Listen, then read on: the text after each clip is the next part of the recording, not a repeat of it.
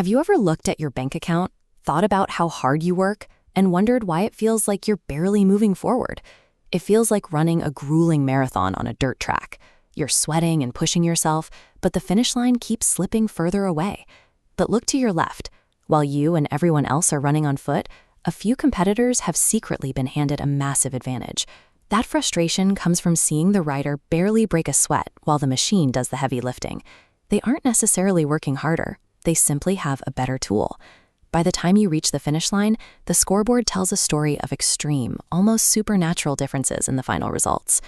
This is a perfect snapshot of our modern economy. A few people own the modern equivalents of bicycles, tools like artificial intelligence and automation, leaving the runners to feel like the game is rigged from the start. History shows us this pattern has happened before.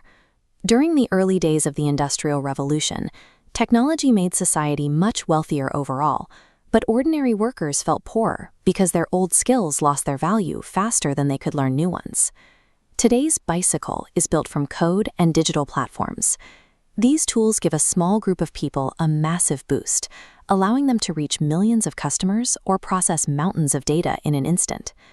This power used to be massive and incredibly expensive. In the early days of computing, only a few people could even get into the room with a machine this size, let alone control it. Modern leverage arrived when that room-size power shrank down to something you could hold. The tools of creation became tiny, putting the capabilities once held by entire departments into the palm of a single hand. We often focus on the massive gap between the rich and the poor, but that gap is really a scoreboard. It tells us who has the better equipment. The deeper danger is blocked progress, where basic living costs move faster than wages, and everyday people lose their path upward.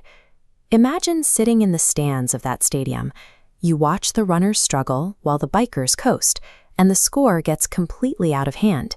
Naturally, the fans start throwing popcorn and demanding an immediate fix. This is the core appeal of socialism. It offers a simple, morally clear answer. Take points away from the winner and hand them to the people falling behind. We can reach down, erase the lead, and artificially tie the score. But look what happens the moment the race starts again. The person on the bike immediately zooms ahead, leaving the runners in the dust again.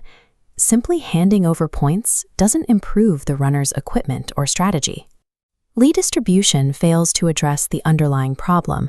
The runners still lack the skills and the ownership of the tools that generate speed in the first place. Repainting the scoreboard every few years is a trap.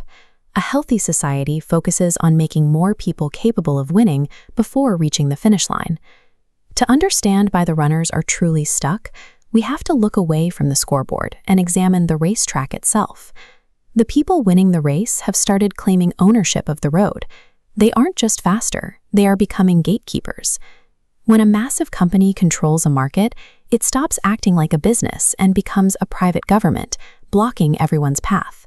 These walls are real. They look like one company controlling all the search results, the entire shipping network, or the only digital store where small businesses can sell. When 5 giant companies act as landlords over the entire economy, capitalism degrades into a new kind of royalty. The market stops being a place for competition and becomes a private club.